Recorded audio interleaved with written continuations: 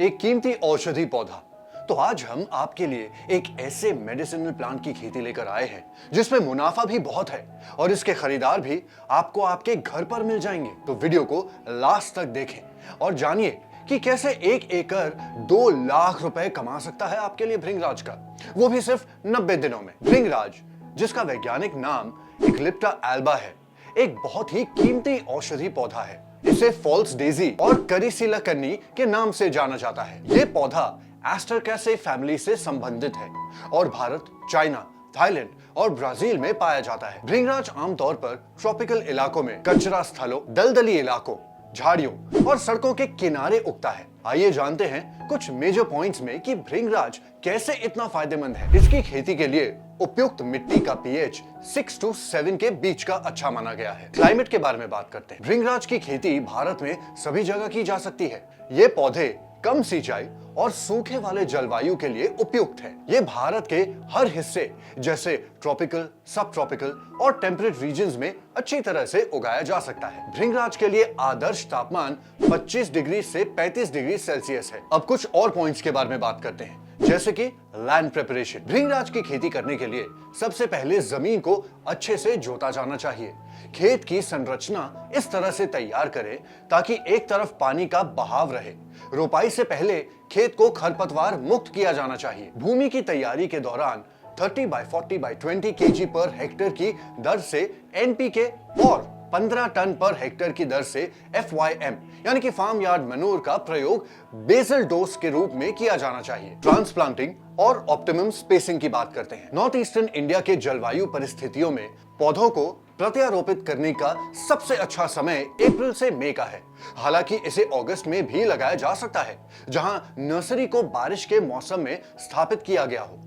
उचित दूरी 20 bye 20 centimetre की है। इंटरक्रॉपिंग सिस्टम की बात करते हैं। ये एक एकल फसल यानी कि मोनोक्रॉप प्रणाली में उगने वाला पौधा है। इंटरकल्चरल एंड मेंटेनेंस प्रैक्टिसेस की बात करते हैं। भृंगराज 3 महीने की फसल है, जबकि प्रत्यारोपण के 50 दिनों के बाद 10 किलोग्राम नाइट्रोजन के साथ दूसरी अंतर सांस्कृतिक प्रक्रिया अपनाई जाती है ताकि फसल का विकास और बायोमास की उपज उचित हो सके। इरिगेशन की बात करते हैं। भृंगराज वर्षा जनित पौधा है।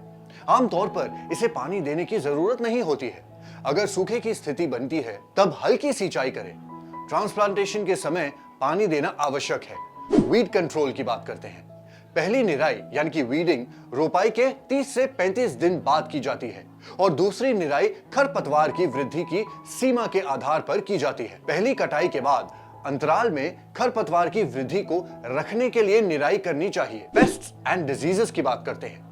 इस फसल में कोई प्रमुख कीट नहीं पाए गए हैं। कभी कभार फसल पर पत्तियों को नष्ट करने वाले कीटों का हमला होता है। पीलापन, पत्ती का झुलसना और पित्त बनना इस फसल का प्रमुख रोग है।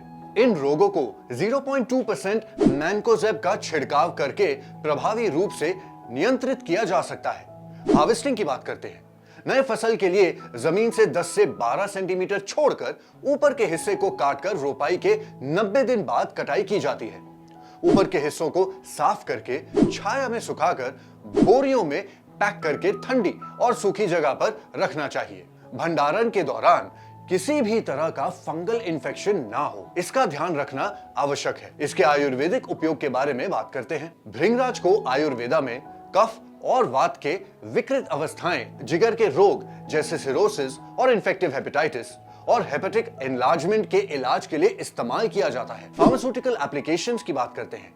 ये हेपाटोप्रोटेक्टिव फॉर्मुलेशंस और आयुर्वेदिक उत्पादन जैसे एबना, जेरीफोर्टे, पाइलेक्स, प्यूरिन, टॉकेट, लिव 52, प्रोटेक्ट और हेल्थ सप्लीमेंट्स में व्यापक रूप से उपयोग होता है। बालों की देखभाल की बात करते हैं। भृंगराज को द किंग ऑफ हेयर कहा जाता है और ये शैम्पूज, कंडीशनर्स और हेयर ऑयल्स में इस्तेमाल भी होता है। रासायनिक यौगिक की बात करते हैं। इसमें अल्कलॉइड्स, फ्लेवोनॉइड्स और उनके ग्लाइकोसाइड्स पाए जाते हैं। खेती के विवरण, मिट्टी की बात करते हैं। भृंगराज विभिन्न मिट्टियों में अच्छे से उगता है, लेकिन लाल दो मिट्टी जो ऑर्गेनिक मैटर में रिच हो, उसमें यह बेहतर उगता है। जलवायु की बात करते हैं। ये ट्रॉपिकल, सब ट्रॉपिकल और टेम्परेट रीजन्स में अच्छी तरह से उगता है। इसके लिए आदर्श तापमान 25 डिग्री से 35 डिग्री सेल्सियस है। जमीन की तैयारी, इसे प्लाउइंग, हैरोइंग, लेवलिंग और अच्छे ड्रेनेज की आवश्यकता होती है। प्रसार की विधियों की बात करते हैं। बीजों से प्रसार बेहतर विकसित फरवरी से मार्च या बरसात के मौसम में होता है। जर्मिनेशन रेट 75% to 85% होती है। शाखों से प्रसार इसकी बात करते हैं। 10 से 15 सेंटीमीटर की टर्मिनल कटिंग्स का इस्तेमाल करें।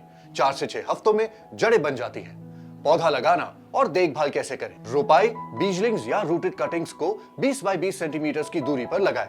रोपाई के बाद हल्की सिंचाई करें। खाद और उर्वरक की बात करें। 30 by 40 by 20 NPK KG per hectare और 15 ton per hectare farm yard Manur का प्रयोग करें।